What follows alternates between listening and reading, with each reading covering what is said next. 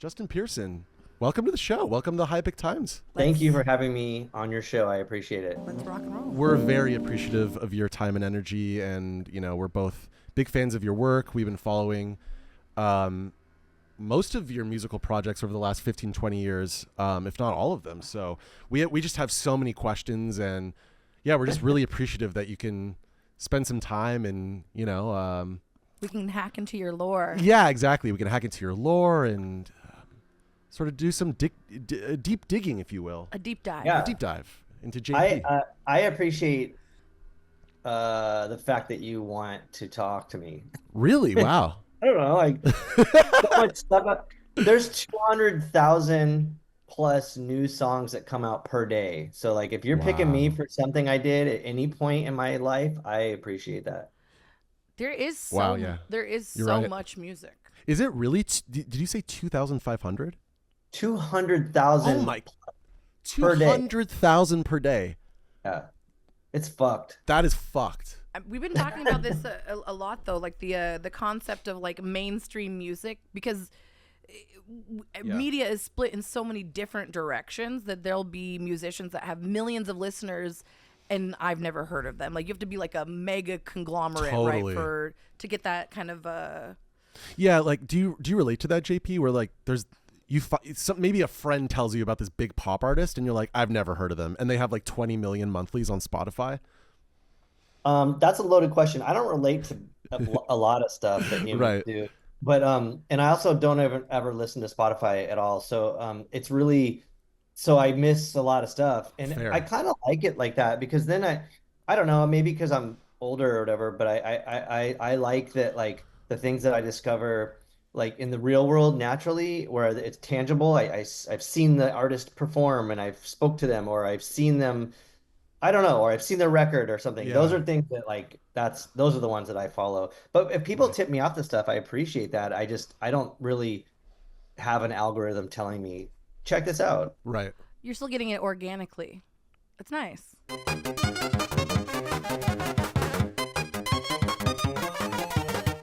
So, yeah, well, speaking of glassing, Dustin's lover, April, is the lead singer of Guck, right? Yep. And it wasn't until... Really incestuous here, this whole like thing that we're discussing. And I'm like, it is organic. See, we're all in our echo chamber. Yeah. Guck are amazing. April's amazing. Yes. I didn't even realize, this is so funny, talking about incestuous. I didn't realize that the guitarist was Chappie Hull. Yes. Until also a few weeks ago. Because I'd play shows with him years ago when he was in Narwhal. So when I saw he was in the band, I was like, really? Whoa! I thought he was from Nashville, or whatever, Tennessee or whatever. My relationship with Chappie's very, I mean, it's officially newer, but Right. I mean, I think we've like crossed paths many times. But I think like he has a weird connection with like my homies in this band, Stress Positions. So it like gets even weirder to me. I'm like, Right. and so also too, like, not to derail what you're saying is, but No, please derail, please. I look at 3ONG less like a record label and more like a community or like a family. Right. So it makes sense that we could go from Jesse Keeler to Chappie, from Guck and have a linear thing, or Fuck Money or whatever, and it all makes sense. Right. I think the first show I ever played in San Diego was with Bobby Bray's Two Piece. Oh, Innis, yeah. Yeah. And if I'm not mistaken, we played an all two-piece lineup. It was like 5 bands, and one of the other bands on that lineup was Hot Nerds, who are also on 3OneG. Yes. At least at the time, they were a duo. They were at one point, yeah. Very early on. That's crazy. Where was that show? Because I'm pretty sure I was there. The Casbah, I think. Or no, it was Club Soda. Yeah. Okay. Weird. All right. So that's a small thing. That's another weird element too. But yeah, I was at that show. That was killer. I love all of those bands. I think two-piece bands are very hard to pull off, and when you pull it off. So very hard. Yeah. At the time, I was in this duo called Zorch, that was the show that we played. Yeah. And where were you from? We came from Austin. It was our first tour. And you know what's funny now that I think about it?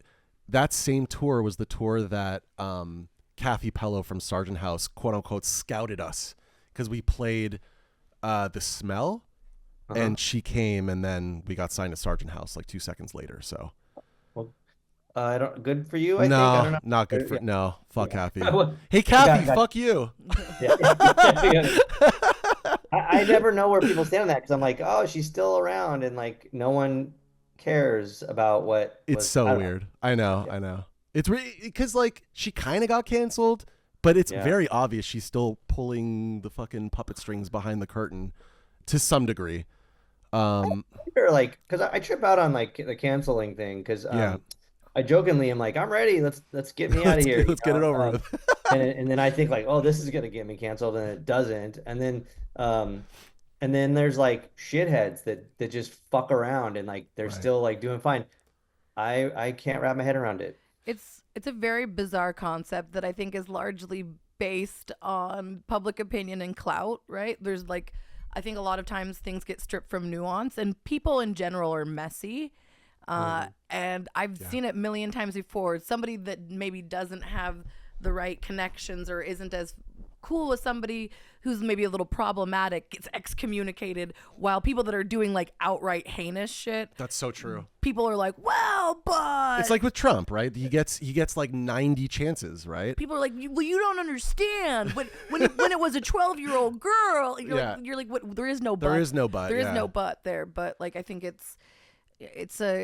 I always joke too, like I'm also ready to get canceled, but in the sense where I think that we're all messy and we're all capable of doing something, Doing harm, sure. doing harm, right? Yeah. And what do we do? Like what there needs to be more nuance around it. Like, what is the offense? Are you an active threat to community? Are you acknowledging the harm that you caused? Or Kathy's a bully. She's a bully, And everyone knows she's a bully. yeah, and she took zero accountability, right? Like, she wasn't like, oh, Pretty much. she was, but yeah, it's the sticky messiness of being in a scene or a community, right? But it also, I think, because you brought up Trump, the biggest pile of shit on the planet. But Right. you think about like the left and then how the right treat things. And I'm not trying to like polarize things, but like Def Club was on tour and someone was like, yo, you guys don't have any deaf people in your band. You're ableist. Ableist, right. Canceled our show. And we're like, what the fuck? Like, you're coming at us for our band name, and then there's just like rapists and shit out there. Like, this is great. This is crazy. Yeah, it's crazy. And it's not like we were just being like, our band isn't like mocking Of course not. somebody with a disability, but and then of course it's like some fucking Karen anarchist, that's like, ugh, and I'm like, dude, this is like, you're fucking with the wrong people. Horseshoe theory, baby. What? Oh, do you know about horseshoe theory? Because he said like Karen anarchist. Basically, like the person you're describing is so far left and so authoritarian, if you will, that there's very little to differentiate them from authoritarians on the other side, other than the aesthetics. That is very true. For me, like growing up too, that was a huge thing that like projected me into, I think, onto the trajectory that I was on. Because when I first started playing music, and this is not a diss on the label that I'm going to bring up or the community that was around that, but my first band was on Ebullition, and part of like 90s, hardcore, and it was very much like conservative.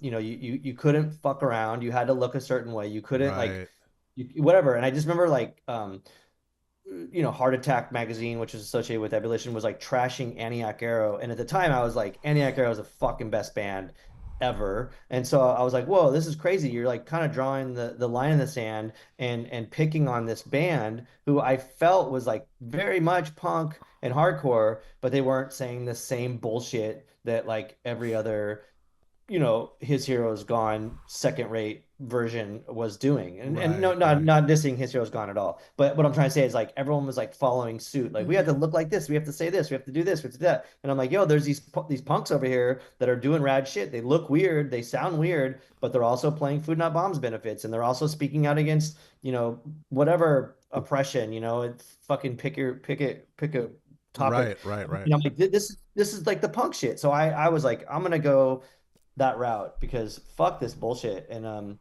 yeah, and that's, I think like that was a huge thing that like kind of projected maybe the Locust to get like weirder and weirder. Is this the criticism that came with it from people that are supposed to be part of our community.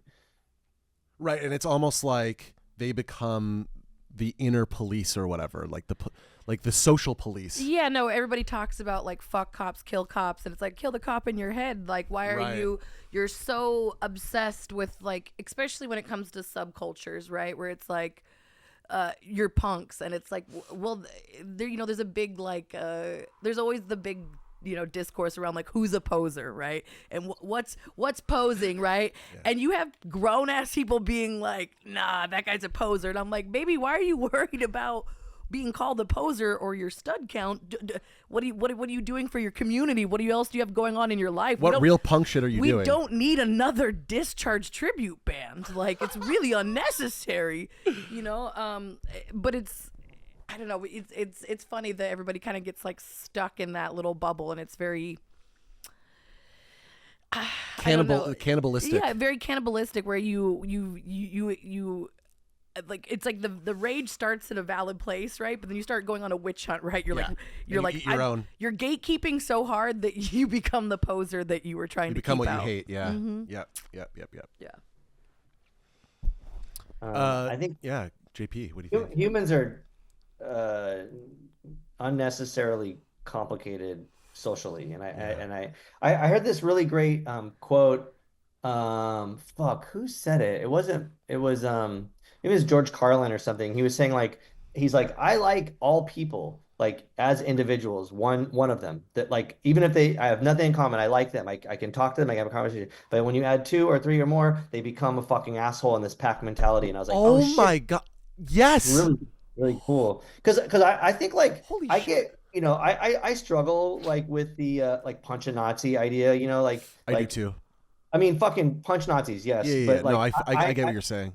Yeah, I think like, well, I'm gonna beat the shit out of them, and they're gonna still, or wait, I can't beat the shit out of most people, but anyhow, you beat the shit out of a Nazi, they're gonna still be a Nazi. Right. And I think the goal is to like show them that they're wrong, and then have them, because man, I know like reformed Nazis that are very, very important to this world, and I think that those are people that like maybe for whatever reason they went down this, you know, incorrect path and like needed help, and so I think like. The fact that like if I could talk to someone one-on-one that I don't agree with, I think maybe I can get somewhere with them. I so agree with this. Yeah, I so agree with this. There's been so many little like moments in time in my life where I'm like, oh, this is fucking crazy. I'm talking to a Grand Wizard of the Ku Klux Klan one-on-one. This is fucking bizarre, right? You know, and like had a conversation. Do I think they're a piece of shit? Yeah, yes, totally. But like we agreed that like. This in this instance, I talked about this a few times, but like we agreed that Dave Chappelle is the best comic on the planet. I mean, he's a fucking black guy. Right. Like this guy in the Klan is saying that. Right. He said it to me. I was like, damn. You know, bring in the rest of his Klan, bro. I've always believed in the Daryl Davis approach. Right. Do you know Daryl Davis? There's like a Netflix documentary made about him. He's an older black guy. He goes around trying to convert Ku Klux Klan, right? Yeah. And, you know, he had this big confrontation with whoever was in charge of different sects of Black Lives Matter at the time. And, you know, they were really against what he was doing. And I don't agree. I've always rode with Daryl Davis. I think that, I mean, for me, part of being punk is having nuance, right? Yeah. I'm very much so punch a Nazi in the face, but I also become leery when we start... When it's just like, this person is an abuser, and I'm like, okay, where are the receipts? What did they do? Because you can very easily slip into messy, like he said, she said beef, and then I'm like, yeah. And I think what's scarier to me is not necessarily the people that are like directly involved in the drama, but it's the people that aren't involved on the outskirts, who aren't actually in community with you, that hear something like that, right? And on the surface, if somebody said, oh, there's an abuser at a show, my first thought's like, okay, we'll get him out of the show. But then also it's very easy to just do that, right? It makes it very black and white thinking where I'm like, I don't know this person. I'm not in community with this person. I don't know the story. You know, you don't, when you don't know all the details, I'd rather like sit down. I'm like, also a lot of like, once again, there has to be some sort of nuance or conversation around like, is this person actively creating harm, right?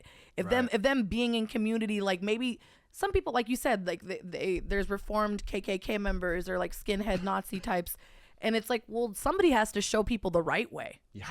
And you don't necessarily get rid of abusers or bad behavior by excommunicating people. You gotta fight darkness with light. They just go to a different scene. I mean, right? Isn't that kind of what we're talking about? Alchemy? Well, it is, but there's a fine line, right, too, because you also could get stuck in the very passive, like, kumbaya. You can, you're right. Let's all sit down and, like, right, yeah. make peace talks with people that are actively going to harm people around you, right? Yeah. So, but what it takes is time, space, and actually being in community with people to be able to have those kind of conversations, right? When you get cliquey, when you aren't really in community with people and you're just maybe seeing them at a show or like in passing or on the internet, you don't have that like real world grasp on something, right? Like, and it's very necessary to be able to make those delineations, right?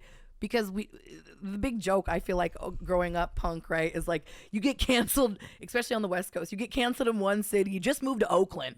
All right, or you just go to Portland. You fuck up in Portland. You just go to Seattle. If things don't work in Seattle, go to San Diego. Wait it out a couple of months. Do your hair differently and come back with a better band. You know, like just or you like you say like, hey man, I got sober. I used to, you know, like. But here's the real thing. Like I joke about that, but there is like part of that is real. Like some people did do fucked up shit when they were like using or like in a really bad headspace. Doesn't excuse the harm that they did. Right. No. But if they're like, damn, I fucked shit up. I'm sober now. I'm trying to like. You got to give them a path. You got to give them a path. We need more paths, passive redemption where people can come back once they've like demonstrated that they're not going to be a piece of shit. And not everybody has to forgive you. Not everybody has to forgive you. But like when it comes to like being like you got to be a punch a Nazi leftist or you got to be what is it, Daryl Davis? Sure, yeah. Leftism. I'm a big proponent of little this, little that. Yeah. No, here's the thing. It's to me. It's like we're all going. The destination is liberation, right? Yeah. I'm gonna go there. You're gonna go there. You want to take a different route? Well, you don't have to fucking ride in my car. All right, like you stay in your lane. I stay in my fucking lane. As long as we're all headed towards the same direction, we don't actually have to be buddies or friends to coexist and still get the work done. Right. You know, like. That's interesting too, because, and I don't mean to like dumb down. I think dogs are way cooler than humans, but it's like if a dog bites, someone. Do we just euthanize the dog? Or no, we should probably, like, the dog was fucking scared. It didn't understand the situation. Like, and there needs to be like some patience with that creature. And I think that maybe humans are the same way. I don't want to like get too specific, but I have acquaintances, male acquaintances that have been like questionable, if that, who like, I'm not excusing domestic violence. I wouldn't even say that. I would just promiscuity or whatever you want to call it. Yeah. But I'm not excusing any of that. But I'm saying like these individuals were raped by family members and never had any speck of like help whatsoever. Right. So like, yeah, you're gonna get your fucking brain rewired and have crazy shit going on. And I think that there needs to be a little bit of nuance and consideration for things. And I'm not excusing yes. I'm not excusing like any kind of domestic violence or rape or anything. I'm saying like there's depth to the complexity that humans present in this world. I 100%. I have a lot of male friends and they're dirty dogs. And I'm like, we're all dirty dogs. I'm like, and all of us. Everybody's got a little bit of the dog in them, right? And it's about like, once again, it's like lanes and levels. It's a spectrum, right? It's and a I'm spectrum. Like, some things are unforgivable, and other things I'm like, hey man, you can't treat people like that. You need to like take a break. You need to maybe no more playtime. Okay, don't come to shows for a little bit. Maybe you do need to go sober up. Maybe you do need to go to therapy. But like, I think it's very hard for people, especially the way that like social media works, for people to hold that space and that nuance there, but it's so necessary to like creating like longevity in our scenes and our movements in our communities. Yeah, it's crucial, but it does take a lot of fucking headspace, and it does take a lot of energy, and you know, not everybody's coming to the table as an honest actor, and I mean, true. It's a hard one to deal with. It's messy. Yeah. It's fucking messy. It's messy out there, yeah. But also, like, even on that tip, like, you think about like the punk community is I mean, not to sound, I don't want to sound lame here, but like, you know, the original sort of like seed of what punk became was like all of the people that were like on the outs of society, right. The ones that were like the misfits, you know? And the weirdos. But we all already had our whole set of issues. We had no resources because fucking most of us are broke, and you had the world against you. It's like, yeah, good fucking luck. We're all like damaged, you know. Yeah, for the most part, yeah. No, I think it's also been very funny because I'm like, people love to be like mental health, and then when somebody is having a mental health issue and is in crisis, they're like, oh my god, like that person's like acting so weird. They're like, so weird. They're so problematic, like, and I'm like, well, yeah, yeah, fuck, they're fucking weirdos. Everybody's, you know, and then like, and have you seen how society has molded us? I was like, and I was like, also, you have a Gigi Allen tattoo. You need to take 3 fucking seats for all of that dumbass you got going back on right there. Like, I don't want anybody with a Gigi Allen tattoo telling me anybody's problematic, all right? You go shit and throw your shit at somebody else then. Like, absolutely the fuck not. Like, just very funny. Yeah. It's very laughable. But, you know, a lot of pot calling the kettle black. But, JP, you're totally, what you said 10 minutes ago about, you know, you have the potential to trust an individual, but once you take a bunch of individuals, you turn them into a group. Yeah. Then they're like one giant asshole, and I've found that to be the case. Yeah. I love being punk, but I don't necessarily like punks. Yeah. Well, that's interesting too, because I think punk goes beyond like, you know, the obvious. Like I think like there's ethical punk that's like in everything, you know, like, oh, my friend is an organic farmer, he's fucking totally an ethical punk, right. No, so it's like those are things I think that are important. But I do think that like, yeah, you know, and also maybe humans are so ready to pounce, like, oh my gosh, we're gonna hate them, let's do that, you know. And it's like, well, I don't know, like there's I don't know, there's a lot of fucked up things going on. Certainly. Yeah. What got you into punk and hardcore? What was your gateway band? I mean, I don't even know if it was music, to be honest. I think it was Thrasher skateboarding. Okay, cool. Skateboarding. I was really into skateboarding. There was like, I was on the fringes forever, you know. So it was like, I don't know, 10 years old maybe. I was like really into skateboarding, and that movie Ferris Bueller's Day Off came out, and I loved Sigue Sigue Sputnik from that movie. I was like, whoa, this electronic sci-fi whatever shit. But then I would like go to this skate shop, and this dude was like, yo, you got to buy this Thrasher skate comp. And I heard Septic Death, and you know, and then like a couple months later, like saw the Cramps, and I was just like, oh yeah, I'm done. Like, here we go. Here it is. It was like, I felt so comfortable, you know. And also like, this is right before my dad was killed, and he was like, my dad was kind of a dick, and he was actually a real dick, but he was all like, this is fucking bullshit. You're not listening to this. You're going to become a drug addict. This is garbage. And I was like, oh, you don't like it? Cool. I'm going to love it even more now. And that was like, all I needed was this sort of like telling me no. And then I was like, oh, yes. And then that was it. Wow. So, yeah, fastest way to solidify a punk, right? you're like, I'm already angsty and I don't feel like I fit in it. And now you're telling me I can't do it. And that's another thing too, is like, all my music is telling me to go for it. Totally. Any level or any point in your life, if you have an asshole telling you like you're wrong, you're doing this bad, you know, this is bad, you're gonna be like, oh, I'm gonna do it because you're a fucking asshole. So it's just like, you know, whatever we've been talking about, like someone yelling at you about doing a thing, you're gonna be like, well, you're kind of shitty, I'm gonna go do it, you know. Yeah, you're pushing me there. Yeah. So y'all keep doing it. I gotta upgrade fucking Zoom. I love technology and capitalism. Yeah. Wow, thank you, technology. Ridiculous. Our overlords. So you've been in quite a few projects. 3-1G has been around for a while now. You're cranking out all these great bands. Who's your favorite like current band musician vibe going on? Like what's on repeat for you right now? Like what's got the hunger in your belly? That's a good question. I don't listen to a lot of music, and so the things that I do listen to, I kind of just go like ape shit for.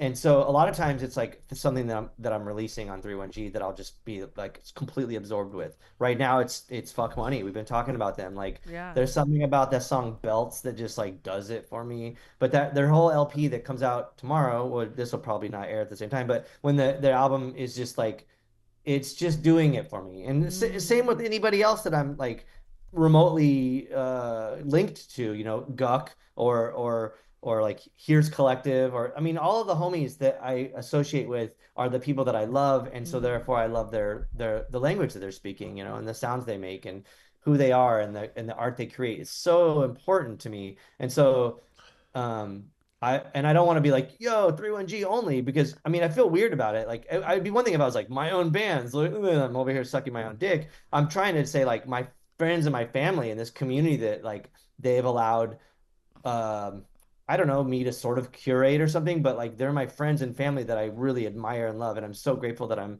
able to be in their vicinity. But even like outside of that, like going back to where we started this conversation with Jesse Keeler. I mean, I recently saw DFA come through San Diego, and I once again fucking fell in love with those guys. I was like, this is sick. Like, I love you guys. This is killer.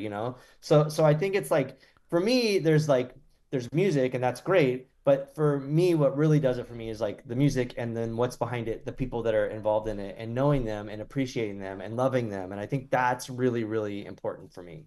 That's very important. I loved hearing that. I'm like, I want to see more of that. I think that's something like it's very apparent then like that you're putting, it's a labor of love, right? Like because you are in community with all of the bands and artists that you're putting out on the label, and I'm like that's great. So so I guess since it's music isn't the main focus, even though you make music and you do the label, it's the people and the passions behind that. Who is Justin Pearson outside of Def Club, outside of 3-1G? I don't know. That was like a loaded question where I'm just like, I don't want to send you down an existential spiral. No, I mean, it's hard to say like what defines me. I mean, obviously like music and art and all that stuff does define me, but I also am like, I don't know. I mean, I like long walks on the beach, and I love long walks on the beach. I do actually. On the beach are fucking really great. No, but like from a joking perspective, I was like, ooh, do the. But I mean, yeah, I do like the beach a lot. I'm obsessed with my dog. I like movies a lot. I like uh, I'm a big fan of yoga. I do like weird yoga and there's a couple instructors that I'm also like just I'm like, like tell me about weird yoga, because I'm actually I have a pretty strong practice. I love yoga. Cool. I did a teacher training. Oh, cool. So tell me more about weird yoga. Are we talking about what is it? No. Bhakti yoga? Are we talking about what kind of I like hot yoga. Okay, so I think like when you say I practice yoga, that's like saying I listen to punk, and people are like, do you listen to Napalm Death, or do you listen to Green Day? And they're like, those are totally different. And it's like saying I guess it's like seeing a therapist too. I mean, I don't know. That's weird. I don't do that, but I haven't done it. But anyhow, it's like you could the whole spectrum. So you go to yoga and you get this bullshit. You go to yoga, you get this fucking righteous stuff. And so I, by default, started going to yoga to try to get rid of my chronic migraines, and it's been a 25-year path of stuff, and I've found out like what is good and what is bad yoga, and I, not to try to push my podcast, but I did an episode on my own podcast, Cult and Culture, with two instructors that I think are probably more of the more bizarre in a great way of like teaching yoga to me. And one of them is like he's brilliant. I'll go to his class.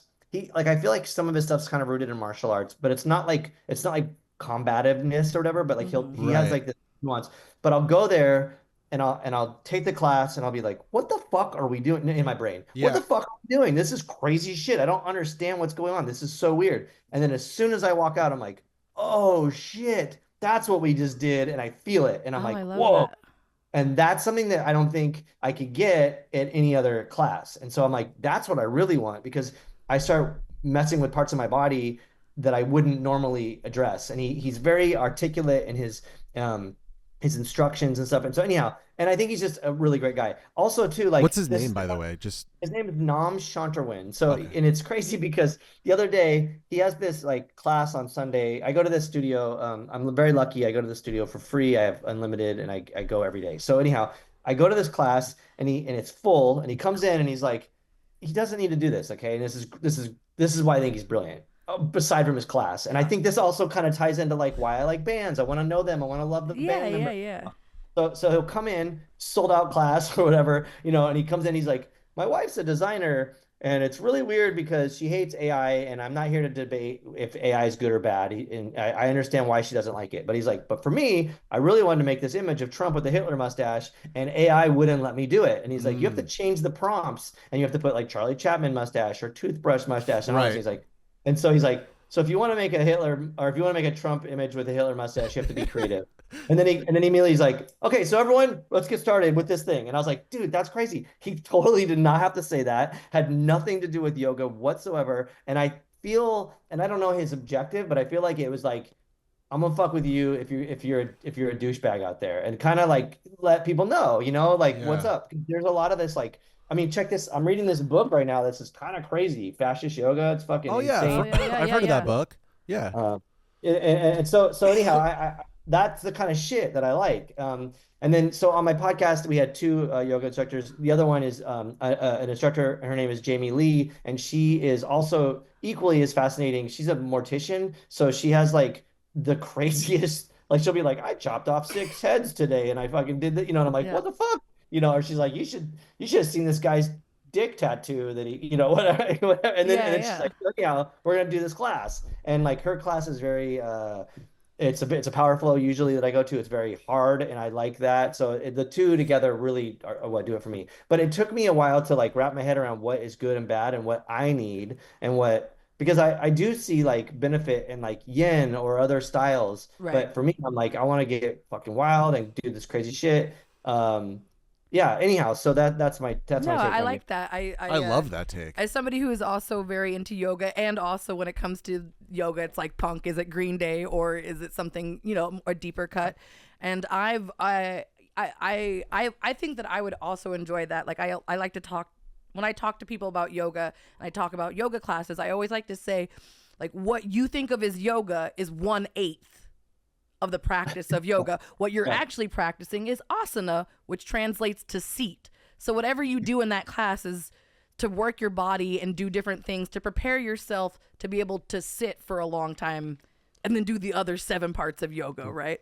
And I'm not necessarily like a stickler for all the yamas and niyamas and stuff like that, but I've definitely dorked out on the history and the philosophy and stuff like that. But I think taking what you need from it and figuring out what works for you, I'm like, once again, it does relate back to the conversation about like what does punk mean to you? What is like, why are you into it, right? And I think it's a lot about finding, it's not a one size fits all, right? Good way of dovetailing the two subjects. Yeah, like some people are going to be really into yin and they want to do more restorative yoga because that's what their body fucking needs. And there's other people that are like, have a lot of like turmoil and energy and angst, and like a really challenging class where you're doing something difficult with your body, like keeps your mind engaged in a way that like helps you work through stuff. I've taken yoga classes where I've gotten to the end and I'm in Shavasana and I'm like silently sobbing and I'm like, why am I fucking crying? It's just a workout class. And I'm like, no, it's not a workout class. It's like working through myself, right? Yeah. So also too, like the non-yoga things where you're out driving around, someone gets fucking shitty in their car and you're like, it's cool, whatever. Because like, I get it. Like you drive like an asshole, whatever, but like you're going to turn and I'm never going to see you again. And that 1 second's over. I don't give a fuck. As long as you don't hit my car, like you don't hurt anyone, just be a dick, but just go away and it'll be fine. Most people are like, fuck that. I mean, this just happened to me the other day. This guy cut me off and like, I was like, I'm just like, whatever, fucking went around and he followed me. Oh my God.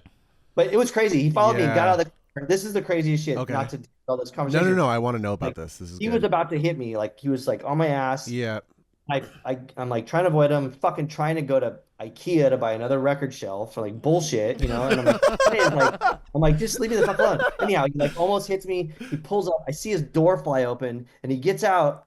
And I'm like, I know this guy. No I way. recognize him. Shows. He comes up. He's like, you motherfucker.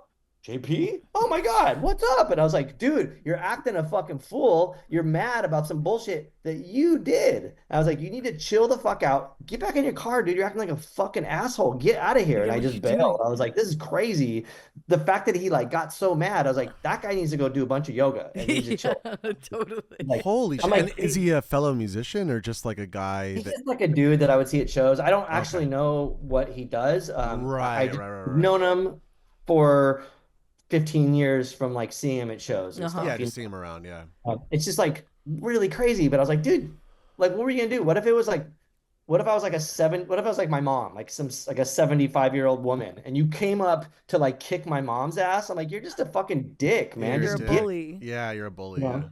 It's crazy. But so then it's like going back to this bigger picture of like punk or whatever, you know. It's like, I don't know, because I'll go to punk and I'll go to yoga and people will be like, you're fucking weird as fuck. What's up with your shit, you know? And then they'll like kind of find out, and they're intrigued, and I make connections with people that I think normally I wouldn't be friends with in other realms of this world, you know? And I think that's interesting to factor in, I guess. So Right. What was I gonna say about like the people thing? Oh, my problem with yoga is like when these motherfuckers are like, hey, we gotta wish peace on every living creature on this planet. And I'm like, oh no, No, you got it all twisted. that's not gonna happen. Like Yeah. that's some fucking privileged white person bullshit. Yeah. And it's also just like that stuff is really I don't know, like it like alienates people who maybe, for one, maybe from like different classes that can't, like financial classes, like who can't even like get to yoga because of they can't afford it. They don't, you know, they have to work fucking 6 jobs, whatever, like all kinds of shit. But I'm like, yo, we can't wish peace on everyone. I don't wish peace on the people that oppress me or that oppress people of color or whatever, you know, like I don't, there's things like, I don't wish peace on rapist, pedophile pieces of shit, you know, or fucking whatever. So I'm like, man, like this class isn't for me. And as soon as I hear that kind of shit, I'm like, this class isn't for me, because I don't. I'm fucking full of other stuff, you know. Piss and vinegar, if you will. That's very real. I find that vibe like a Ned Flanders vibe, right? I see both sides of it, right? I see it as it's a practice that you're like working towards, but nobody ever really gets there, right? But like that's the goal, because it's like the concept is like my liberation is based on your liberation. The oppressors and the people that are doing evil shit, do I wish peace on them? No. But do I want them to be not fucked up? Yes. Am I going to reach a point in my journey or development where I could wish peace on those people? Probably fucking not. And I've also like had periods where due to class struggle, right, I haven't been able to go to hot yoga, right? Like core power may be corny, but I do like hot yoga, and I like that it's challenging, and I like that there's a million fucking studios, so I can take a class whenever. But there's been times in my life where $200 a month is not fucking reasonable, right? Yeah. And I've also gotten to points in my life where, you know, I was like talking to one of my teachers that I really respect a lot, and I was saying like, you know, I've been really meditating. I've been meditating a lot, and I'm just getting angry. I'm just getting angrier and angrier. And he was like, very like fucking Jedi Yoda, like, this is good. Anger is neither good nor bad. You must move through the anger. And while he wasn't wrong, it felt fucking patronizing. A little patronizing. Sure. It's like telling somebody that's starving, like, you shouldn't be eating junk food. You need to eat a nutritious meal. And they're like, I don't have fucking time for your nutritious meal, and I'm starving. So shut the fuck up. I'm gonna eat my junk food. Like it's very like a toxic positivity where you're like promoting this concept that isn't accessible to somebody, and you're not realizing it's not radical if it's not fucking accessible. So if you're telling me about this wonderful kumbaya happy feeling that I can't reach or touch, then you're just pissing me off. And there's been times when I've had to step away from my yoga practice because the idea of like sitting and meditating is frustrating. I'm like, no, I need a boxing class. I need the ability to tear a man in half with my bare hands. I don't need to fucking meditate. I need blood. Yeah. For sure. So like, there's different needs that people have when they come to it. So I think finding the right vibe for where you're at is very important. And I definitely get lost on the like praying for like the worst people. I like it when people do that meditation practice, but you start with somebody you love or somebody that's like pure and wonderful. You think of your dog, right? You think of like a baby. You think of your grandma, somebody who you just have all these wonderful bursting feelings of love for, right? And you think about them and you meditate about them and you think about sending them love. Right. And then you think about your good friend that you haven't maybe seen and you're not necessarily as close, and you kind of move outward in different layers. And then you go to the guy who cut you off in traffic and you pray for his liberation. I pray for him to have, or I'm sending good, energy to this person. You don't just jump into the deep end of the pool and go, I wish that fucking Nazis have a great day. Right. No. You got to take baby fucking steps. And so when we talk about things like that, it's like, it's a practice, right? And the goal, you never really reach the journey, right? It's about trying to come back to some sort of homeostasis within yourself, right? Also just having this like thought process and trying to analyze like even if you don't come to a conclusion, the fact that you're considering the complexity of human interactions is great. Like, yeah, maybe there isn't a right answer or a wrong answer, but most people just go in there and they just fart out some bullshit. They're just like, peace on everyone, I'm done, I'm out of here. It's like, you should at least think about this. You should definitely put some thought. Once again, without the nuance, right? When we strip these concepts, these terms, words, right, from the context, we lose the spirit of the message, right? Then it just becomes a buzzword. When we say things like inclusivity and diversity and, accountability and problematic, what do these fucking words mean and how are we applying them? And are we using any nuance when we're using them? Are we just, lumping things together because it feels good and it fits well in your fucking 60-minute yoga class? And also like the larger umbrella that covers up all that shit that they're like, you shouldn't, the things that are bad. It's like all comes down to capitalism. And you're like, well, look, this is what we're doing here. There's like this transaction here, in especially in America and in fucking Western culture in general. Like this is a problem. Like why are we paying for this class? Like that's a concern. People need to make a living. I get it. But we're dealing with classism. Like, I don't know. When I first got into yoga, at one point I was trying to get together with a friend of mine who also was like remotely in the punk world or hardcore world. We were trying to like figure out a way to do this like a donation-based class for working class people in this park in this area of San Diego that's sort of associated with like, I don't know, like Chicano rights. And like, so it has like a political slant to it already. And I want to be like, let's do this thing, this free class, and maybe someone will donate money, and we can hopefully get like working class people to come here and like do this practice that they need. They really need it. Yeah. And anyhow, it's a bunch of like rich white people that go to the regular classes. It's fucking yeah, truly. Yeah, there's no other way to put it. Truly.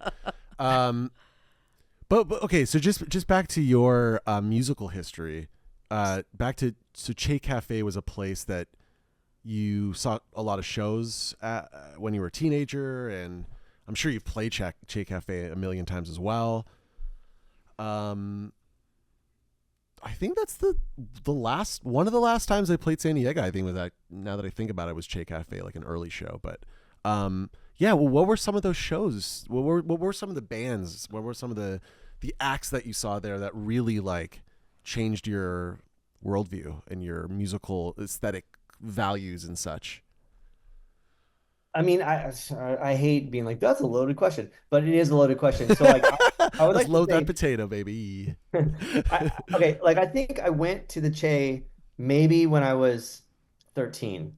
And I had only been in San Diego for like about a year or something. And I went there, and I don't remember the first show that I seen there, but I've seen a lot of very informative bands play there. And I think that going to the Che as a young person with this like concept of what I thought music was, what I thought bands were, what I thought musical venues were, it was very eye-opening and also confusing, because the Che is like one of those special places like the Smell or ABC No Rio or Gilman Street, the ones that just have like all of the fucking DNA of what we need to thrive. I don't know.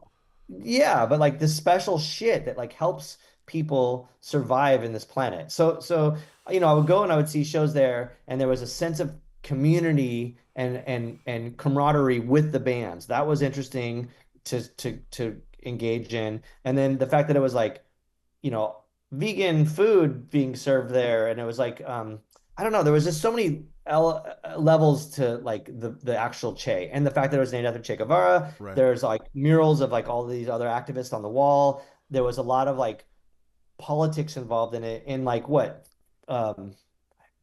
So it's like 91. I don't even know what year. This is probably like, I don't even know what year it is. 90. Anyhow, it was right.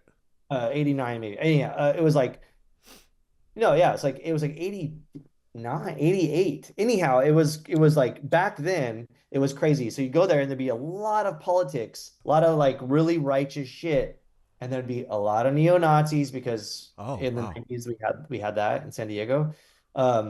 So it was this strange thing, and it was almost like getting an education that you couldn't get from like regular school. So it was pretty bizarre. But I did see some wild shit there, and I think I started playing there. My first band, Struggle, played there when I was 15. I played there with maybe every band I've been in except Dead Cross. I think every band I've been in has played there.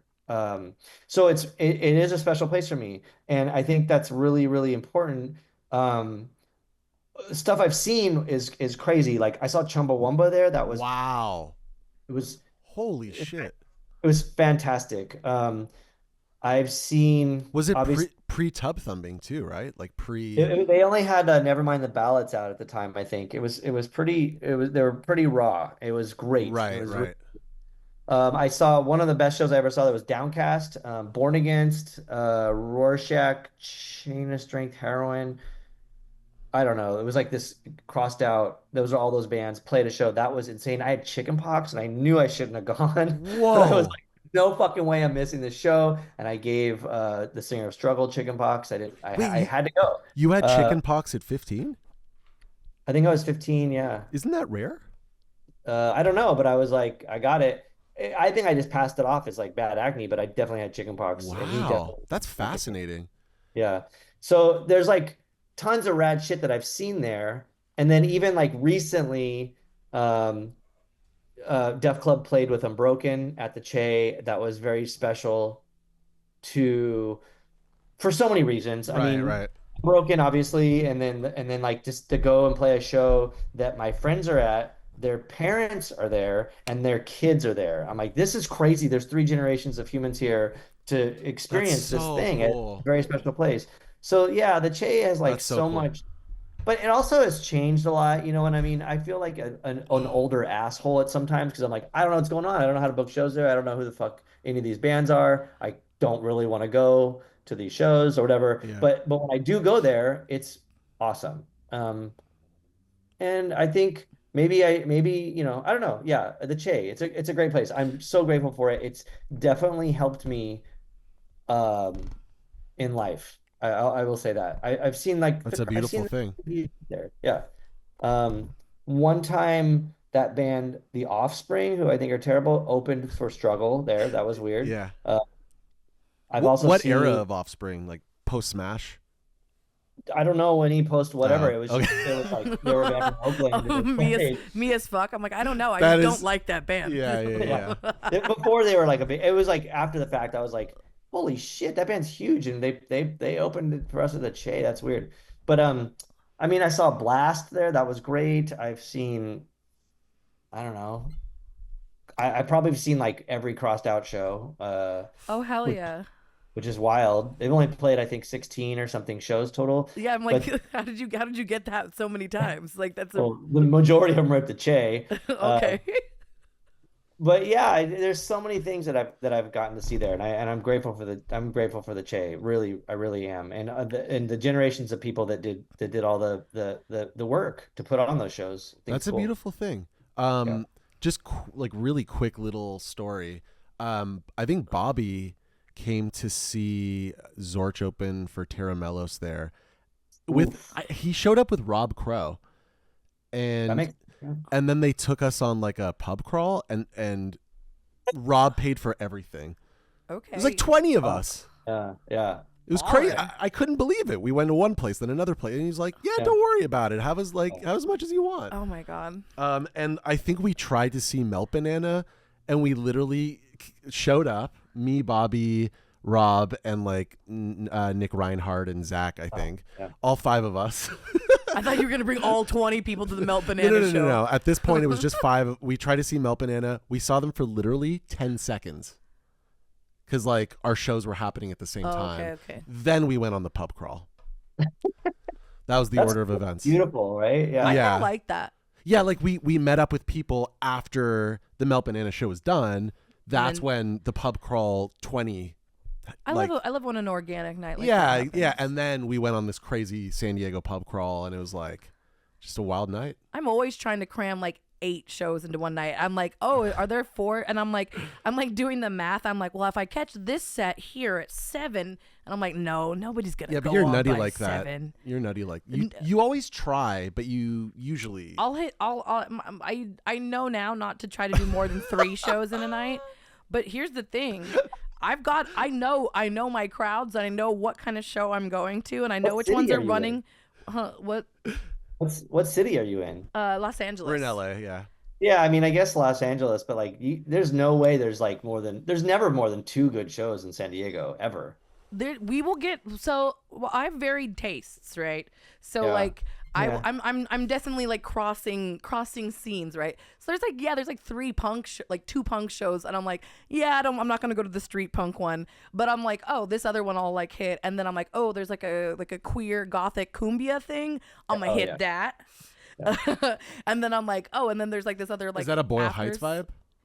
All over, could be all city, baby. I wanted to tell you, JP, another funny. Actually, I have a couple of funny stories that relate to artists that are on 3-1G. We opened for Black Dice, and then they stayed at our house.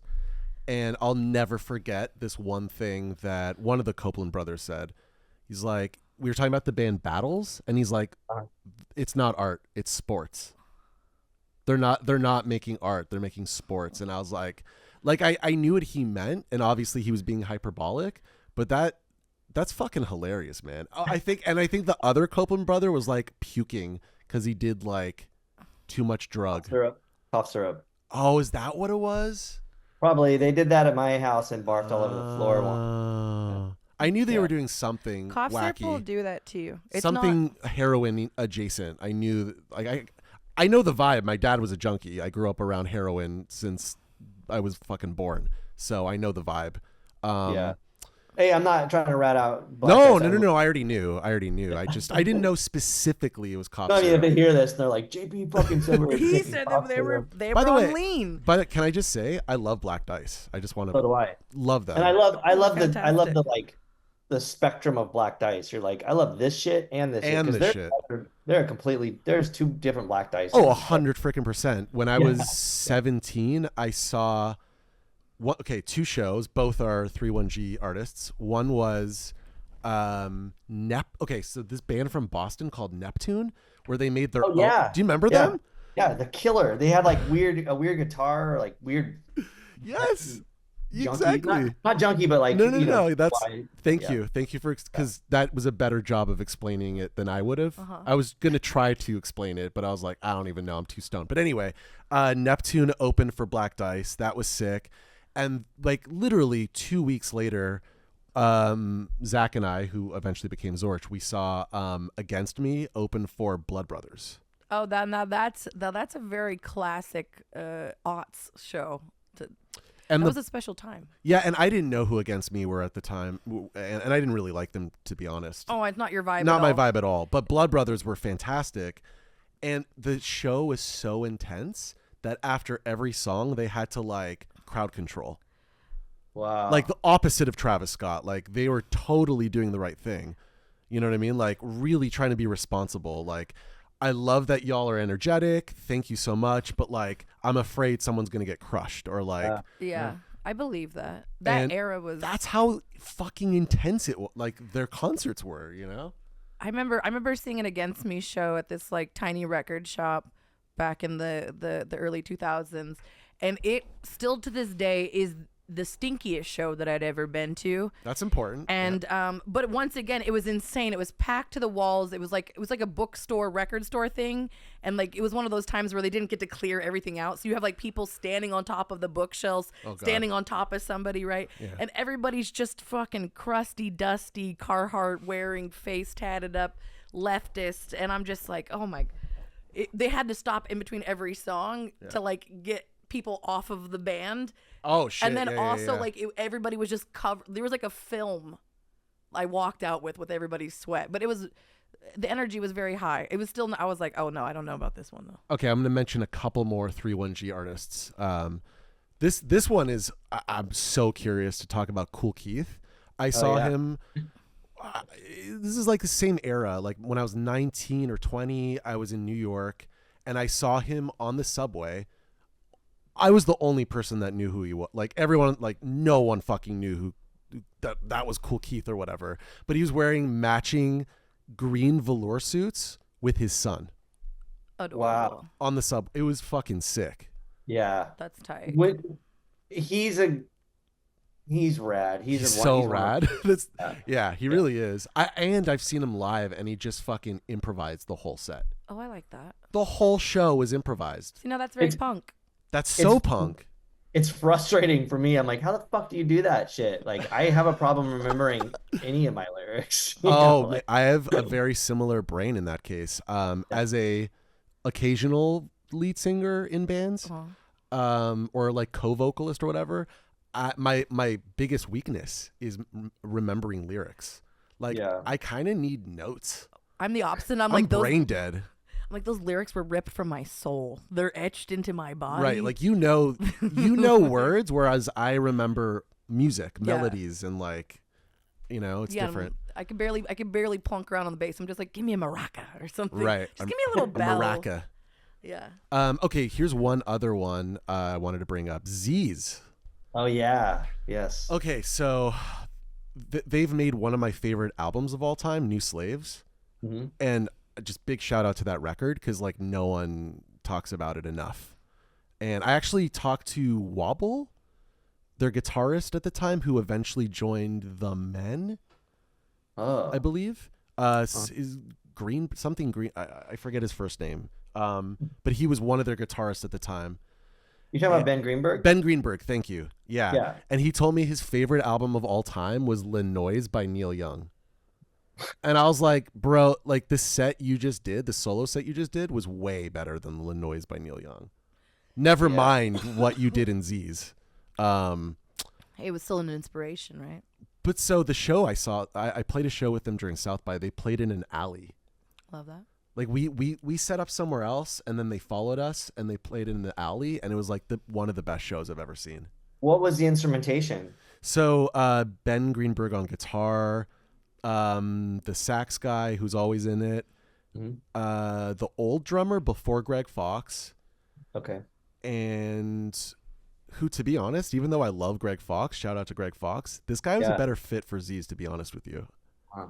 Like, this guy was perfect for that band. And then the other guitarist I don't remember, but I think there's been so many lineup changes. I would love to know who. I will say the way they associated with 3-1G is they did some shows with the Locust, and I was like, yo, we should probably put out one of your records. But there was so many like really weird non-musical things that I was so interested in. And I really appreciated like how different they were from the Locust for many reasons. But when they would set up in like a circle facing each other, and they all had sheet music, and I was like, what the fuck? And it was so crazy. But I found out that they didn't even need music. I think I found out, and I don't want to rat them out, but I also think it's like, I think it has value, the fact that they didn't even need it. They just put it out there to kind of, I don't know, like what their motive was, like to set themselves aside from like the Locust being like brutal hardcore or whatever, right. or to like have and be like, we're intellectuals, or like the fact that it was a stunt or like a prop. Yeah, part of the performance. Fucking genius. I like that. That's totally genius shit. It's funny because we did a bunch of shows with them. So like after a while, I was like studying it. I'm like, what the fuck? they're not even turning this, or like only one of them's turning the pages and this motherfucker's not. And so I was like, yo, what is up with the sheet music? And they're like, nothing. And I'm like, it's so funny. They're like, we just like fucking with you guys. We're just trolling you. It's fun. They're like, you guys have masks. Well, we have fucking sheet music. And I was like, okay, got it. Yeah. Cute. I like that. I'm like, that's camp. I'm like, so let them have it. I like it. It's camp. It's cute. Wow.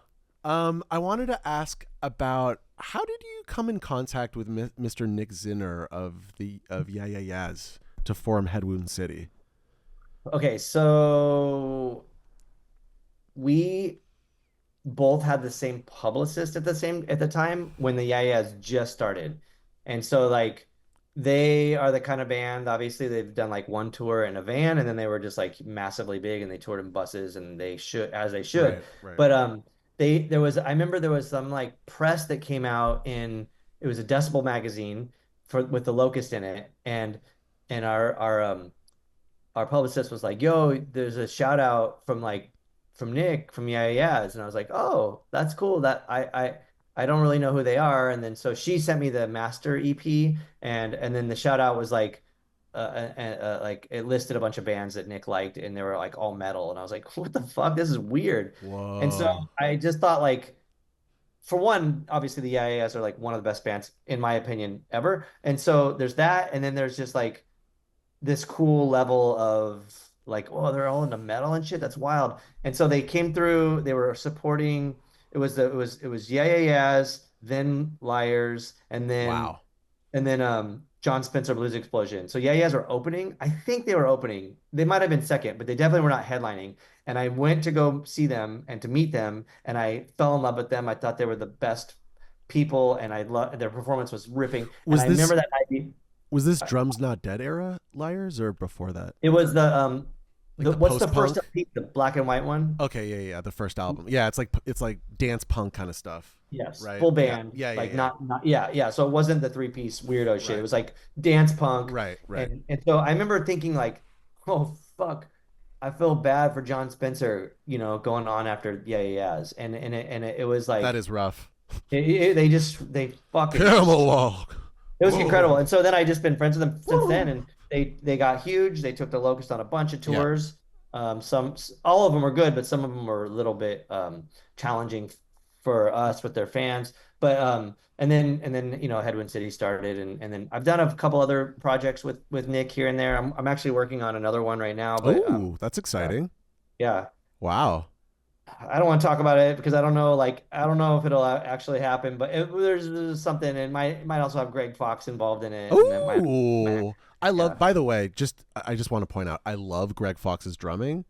Me too. Okay, I want to make some delineations. Greg Fox is my favorite drummer for Liturgy, and like whoever they've had since, it just doesn't cut it as much as Greg is there.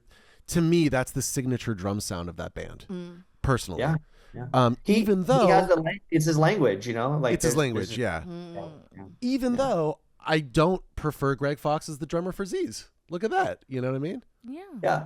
It's chemistry. It's chemistry, yeah. It's not just the drummer's not the only person in the band, right? So it's how it works with everything else. I almost made a split with Guardian Alien, or we did. Zorch did.